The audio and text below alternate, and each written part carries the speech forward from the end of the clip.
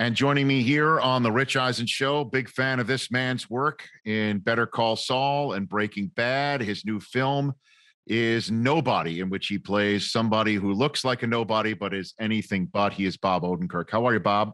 Great, Rich. How are you? I am better for talking to you. So let's get into a whole bunch of good stuff with you, Bob.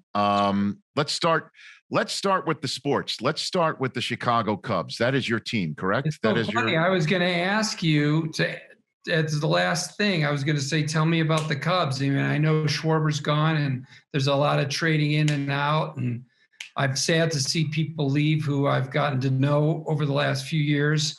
But here's how it works with me in sports. Okay. My wife hates sports. Oh, gosh. She hates them so much that she told me once, just so you know, I won't go into a room if you have sports on in that room. Oh, my gosh. Bob. If you have sports on the TV, I won't walk into that room. So has she never been to Wrigley Field then? Has that never happened? She went. Okay. She had a great time. Because that'll change any that'll won't win anybody's. Won't that win anybody over? I mean, come on. Wrigley is the greatest place in the world. I can't wait to get back there and sit there and watch a game and just take it in. It's just the best. I used to live I lived about 6 or 7 blocks from there, right down the street on Pine Grove. And I worked at Cozy's Bike Shop on Clark or Halsted, and I, used to go to the afternoon games because it was like $7 for a bleacher seat. And it was, all these games that started at 1 and nobody could go to them, and you just wander over there and buy a ticket and watch the game. Do you have a Harry Carey story? Did you ever run into him? Did you ever meet him? Anything like that? When I was a little kid, my grandfather grew up 4 blocks from Comiskey, Old Comiskey, same place. South side. And so he was a Sox fan when he was young, and we went, and Harry was still at the Sox. Remember, Harry was he was a South Side voice before he was synonymous. And we sat right underneath his booth, and he would drop down the net with the programs, pick up the programs and sign them and then drop them back down. I mean, I never met Harry, but from when I was a kid, like 9 years old, he was a big part of my world. Just to have seen him there, because we sat right under the booth on one of the games we went to. And then I don't know if my grandfather became a Cubs fan because Harry moved to the Cubs. That might make sense. So who was, I guess, your Cub growing up? Who was the guy was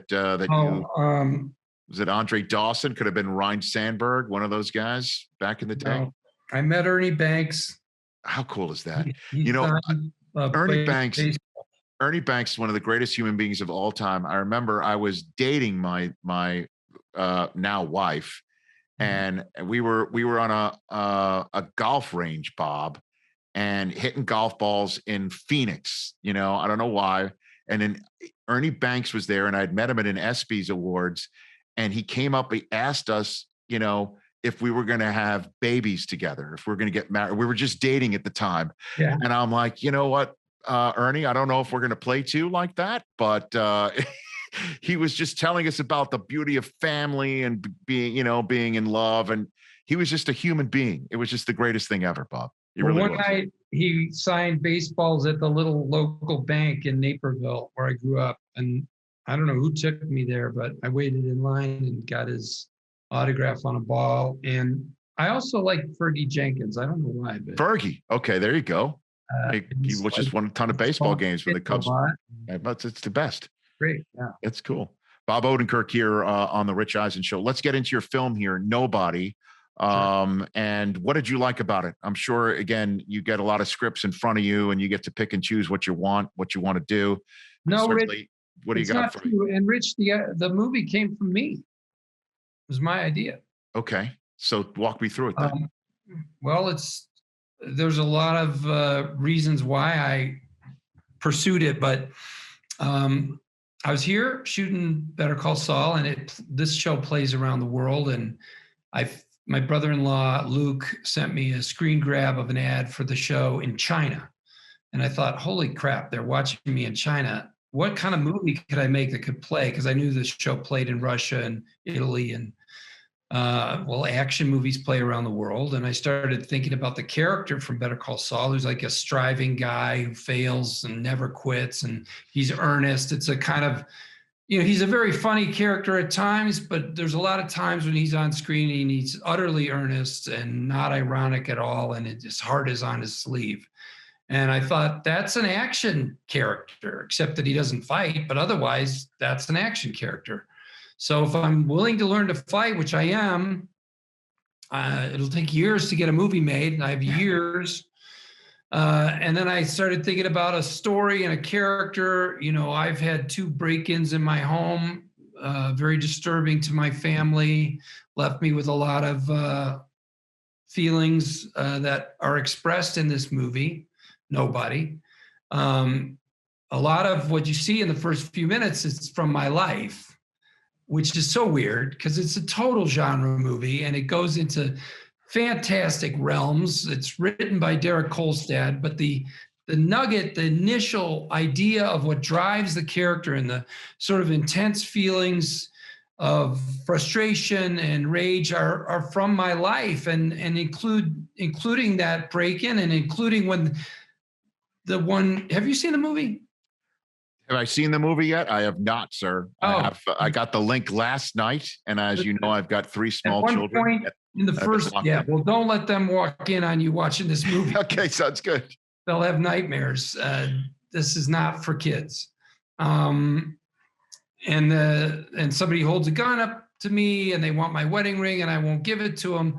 That's actually from an incident in my life as well, when I got held up in Chicago and they told me to do something and I said no. And so this little nugget of the character and where it begins is all from me. And then where the story goes is all Derek Kolstad. So I had this idea that I could, unlike a lot of times when you see the trope of the guy who's a nobody and he's going to fight, and he's going to surprise you all with his skills. It's often played by an action star and you go, well, I know he can kick ass. I've seen him kick ass in 20 films already. I don't for a second believe that he's unsure of himself or this might not turn out the way he wants it to. I thought I could actually bring that to the screen because nobody thinks I could do anything and I doubt it myself. And also, Rich, if you do see the film, I will. I really wanted to put that in my character's eyes, this feeling of, I don't know if I can do what I'm setting out to do. He doubts himself. And so these were things I thought I could bring to this genre. This is a genre movie. If you like action movies, I hope you'll love it. I wanted to make people who love this type of film happy because I'm a bit of an interloper. Well, you, as I told you when I've met you personally, I'm a huge fan of everything that you do, and Nobody is in theaters right now, and it's available on premium video on demand on April 16th. And you have been in some remarkably iconic pieces of television for sure, from Breaking Bad and Better Call Saul.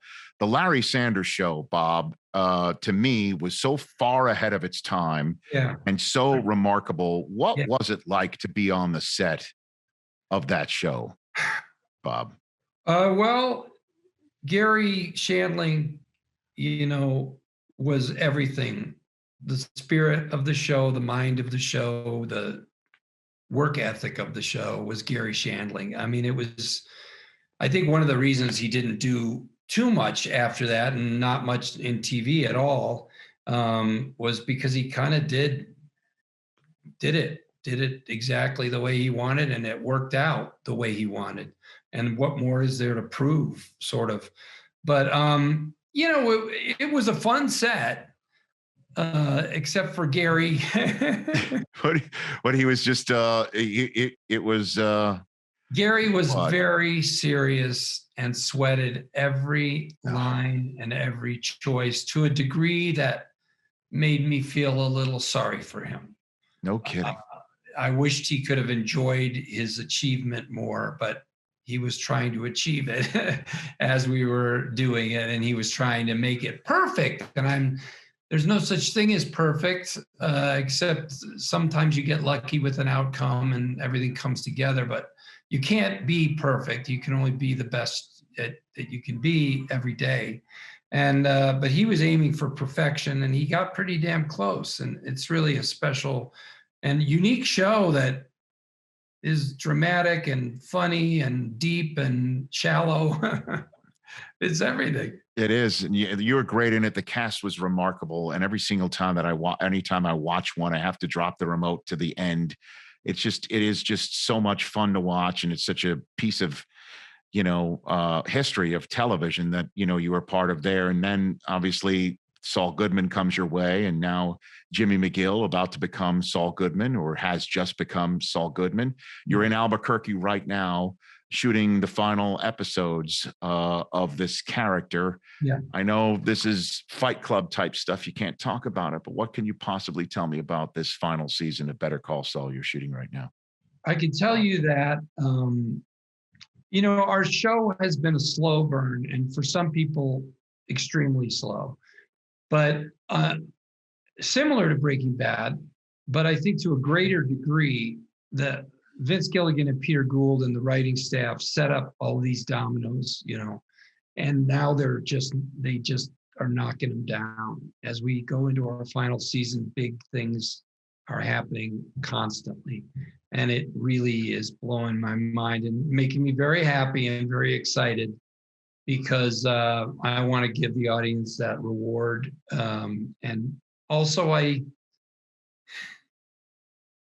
empathize and I like my character, but I want him to get his ass kicked and come out a better person, a different person. I just want him to feel the pressure all the way and just crack and become something else. And that's what they're doing. And they're doing it with all the characters, not just Saul, not just Jimmy McGill. And so get ready, man. It's going to be really something. I cannot wait. So do you know how it ends right now, or is that? No, I don't. I have only read the first 4. Okay. So when you get the script, you must be not only obviously.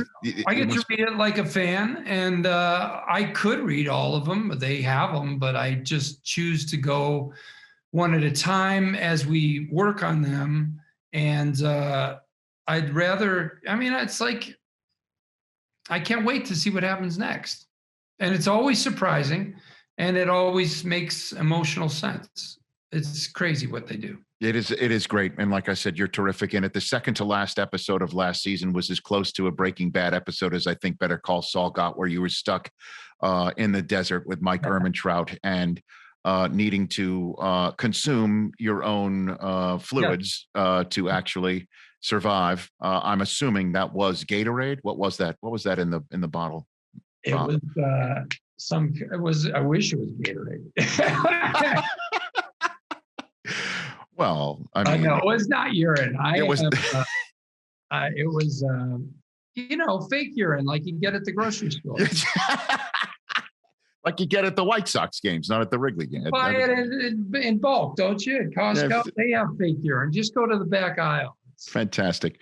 Well, as you matriculate your way through that show and want to talk about it, I'd love to have you back on the show. And I look forward for everybody to seeing Nobody, which is again in theaters right now and available on premium video on demand on April 16th with Bob Odenkirk. Great to see you, Bob. Thank you for the time. You, Rich. Thanks. You got it. That's Bob Odenkirk right here on the Rich Eisen Show.